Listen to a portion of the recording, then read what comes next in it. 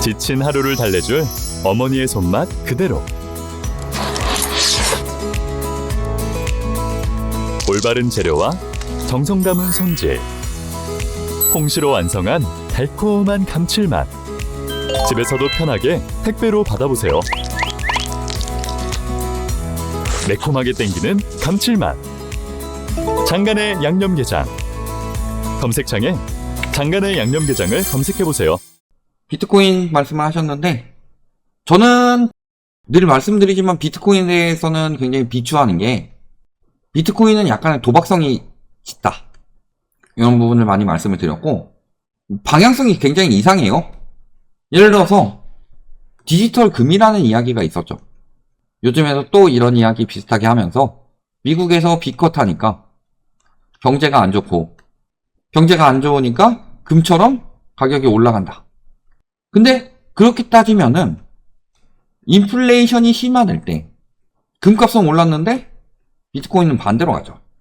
그러니까 디지털 금이라고 보기에는 굉장히 변동성이 큰 상품이다. 그러면 왜 저렇게 변동성이 클 수밖에 없느냐?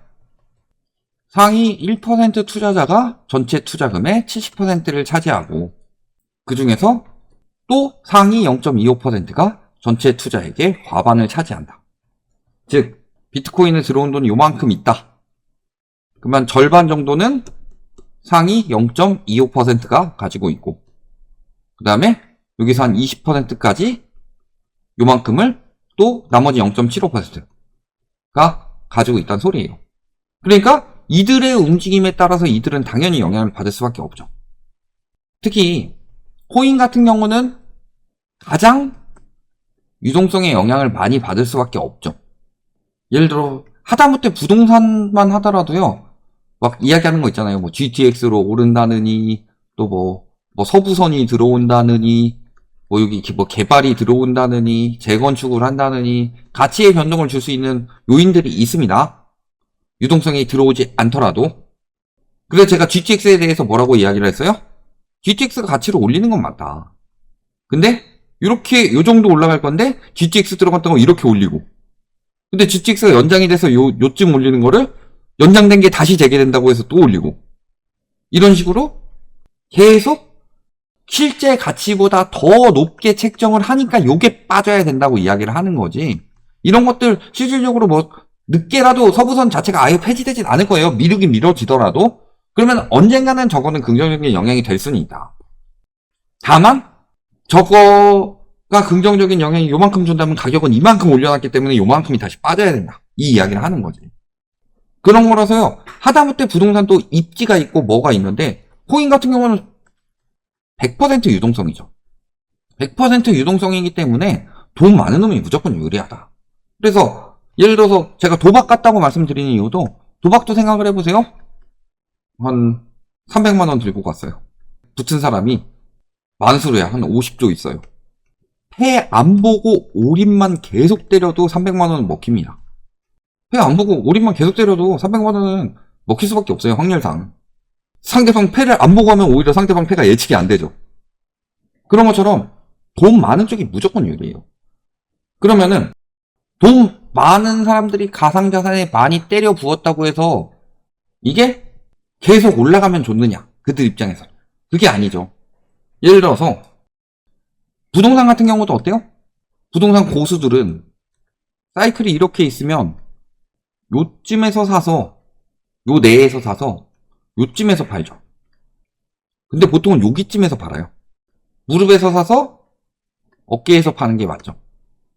그러면은 요거를 더 올려버리면 내가 살 타이밍이 없단 말이에요. 그러니까 한 번씩 빼면서 수익을 올리고, 그리고 가격을 떨어뜨린 다음에 또 다시 사고, 이런 것들이 가능한데, 이게 예를 들어서 주식 같은 경우면요, 주식 같은 경우는 호재가 있다든가, 뭐 기술이 발표가 된다든가 등등, 이런 요소들에 의해서 어느 정도 예측이 가능한 부분이 있다면, 지금 코인 같은 경우는 굉장히 예측이 불가하게 흘러가고 있습니다. 자, 금리 인상은 코인에게 호재예요, 악재예요? 인하는요? 물가 상승은요? 물가 하락은요? 경기 침체는요? 경기 호재는요? 이거에 따라서 다 해석이 달라요. 그러니까 저도 코인 방송하는 유튜버들이나 뭐 이런 사람들, 전문가들 이야기하는 걸 들어보면요. 지금 이야기가 다 달라요. 예를 들어서 금리 인상이 호재라고 하는 경우는 디지털 금이기 때문에 금리 인상하면은 하는 시기가 인플레이션이 있다는 소리다. 인플레이션이 있다는 소리는 코인은 금처럼 한정이 되어 있고 그렇기 때문에 가격이 올라간다. 금리 인하의 경우는 유동성이 늘어나니까 가격이 올라간다. 물가 상승은 뭐 코인 금리 인상이랑 같은 이야기겠죠? 경기 침체되면은 금리를 내릴 것이기 때문에 호재다. 경기가 호재가 되면은 돈이 많이 풀리기 때문에 호재다. 호재라고 말하는 사람들은 언제든지 호재라고 말할 수 있고 악재라고 말하는 사람들은 언제든지 악재라고 말할 수 있습니다. 그러니까 이번에 거의 처음이죠. 예를 들어서 주식처럼 글로벌 금융위기도 한번 겪어보고 뭐 그전 닷컴 버블도 겪어보고 이런 것들을 코인은 아직 그 부분에 대해서 완벽하게 정리가 된 건 아닙니다.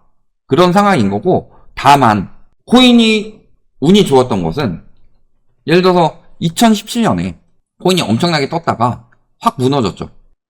그리고 나서 한동안 잠잠하다 갑자기 2022년에 확 영향을 받아요.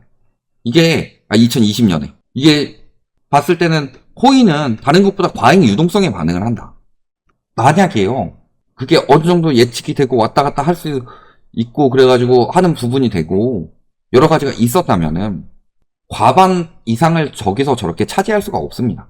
사람들이 많이 들어가서 어느 정도 굉장히 활성화된 자산이라면은 주식보다 저렇게 더 심각하게 들어갈 수가 없어요. 그러니까 위에서 가지고 놀 수 있는 큰 손이 있다는 소리예요. 그러면 코인의 효용성이 굉장히 바뀌고 있죠. 예전엔 비트코인의 효용성은 익명성이 가장 핵심이었습니다. 그러니까 맨날 영화나 뭐 드라마 이런 데서 불법적인 거래할 때 야 돈은 코인으로 보내라. 그런 것처럼 그 익명성이 핵심이었는데 지금 비트코인의 입지는 그 익명성을 점점 더 없애가면서 화폐로 하나의 화폐로 자리를 잡으려고 하죠. 예를 들어서 엘살바도르 같이 화폐 가치가 아작이 나고 있는 그런 나라들은 비트코인이 아무리 변동성이 크더라도 엘살바도르 화폐보다는 변동성이 작기 때문에 그런 나라들에서는 코인을 쓰는 건데 말씀드렸지만 그 익명성에 기댄 코인 자체는 국가에서 인정을 할 수가 없습니다. 왜냐면은 이게 정식 자산으로 인정받기 위해서는 국가의 관리하에 들어가는 건 맞아요. 모든 나라는 금융시장을 흔들 수 있는 통제 안 되는 요소를 원하지 않는다. 예를 들어서 코인 자체가 익명성이 계속 유지가 진짜 잘 되고 그래가지고 아예 코인 가지고서 장난질을 칠 수 있다고 하면은 이거는 모든 나라에 대해서 엄청난 위협이 될 수밖에 없어요. 과거에 그린스펀의 수수께끼라고 중국 자본들이 미국 채권을 사재기하기 시작하니까 미국 채권 같은 경우는 미국이 통제를 어느 정도 할 수 있어요. 그럼에도 불구하고 중국에서 과잉 자본이 들어와가지고 사재기를 시작해요. 그러니까 미국에서는 금리를 올렸는데 금리가 떨어지는 상황이 나타나죠. 그런 것처럼 아예 더 국가에서 관리가 되지 않는 코인의 경우는 얼마든지 자산시장을 흔들 수가 있다. 그렇게까지 되지 않도록 하고 있는 거고 그러니까 아마 큰 손들이 많이 통제하고 있는 부분도 충분히 그렇게 있을 거예요. 그러니까 지금도 뭐 로버트 기요사키 이야기를 하는데 저런 식으로 코인 시장에 들어간 큰 손들이 있죠. 그러니까 코인에 대해서 항상 긍정적으로 이야기하는 사람들 보면 굉장히 큰 손들이 많죠. 예를 들어 머스크라든가 혹은 뭐 돈나무 언니라든가 이런 사람들이 왜 긍정적으로 이야기를 하겠냐. 어느 정도 컨트롤이 가능하니까. 그런 상황이라서요. 저는 오히려 코인은 굉장히 도박에 가깝다고 봅니다. 위에서 그 많은 큰 손들이 움직임에 따라서 휩쓸려 가는 거지 얘 자체가 발전이 됐느냐. 그러니까 코인에 대해서도 막 이야기를 해요. 코인 잘 모르는 놈이 막 코인 가지고 막 이야기를 한다 그러면서 뭐 네가 블록체인 기술을 아냐. 제가 그때 항상 이야기를 했지만 블록체인 기술이랑 코인은 별개다.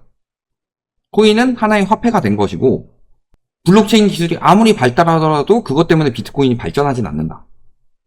그런 거라서 이런 부분에 대한 여러 가지 문제성이 있기 때문에 어느 정도 예측이 가능한 것은 투자라고 할 수 있겠지만 일단은 유동성, 크게 봐서 유동성을 풀어주면 코인이 어느 정도 뜨겠구나. 이 정도 예측은 되지만 그 유동성 풀어주는 것 자체도 금리 인하가 됐을 때 이번에 미국 증시에서도 첫날에는 아래 공포라고 해서 떨어졌다가 유동성이 빠진다고 생각해서 그 다음에 또 다시 띄우고 하듯이 지금처럼 불안한 장세에서는 아마 근데 경제 위기 와서 유동성 쑥 빠지면 코인 제가 봤을 땐 쭉 빠질 것 같아요. 그나마 비슷한 자산 중에 하나를 찾으라면은 미국 주식 쪽이랑 아마 그나마 가장 비슷하기 때문에 디지털 금보다는 저는 그쪽이랑 더 비슷하다고 보고 있고, 민주식 같은 느낌이라서 실체가 없는 것에 대한 그런 느낌이라서요. 이번에 경제 위기 오고 유동성 쭉 빠졌을 때 코인, 제가 봤을 때는 코인도 안전자산이 아니기 때문에 같이 무너질 가능성이 굉장히 높다, 이렇게 봅니다.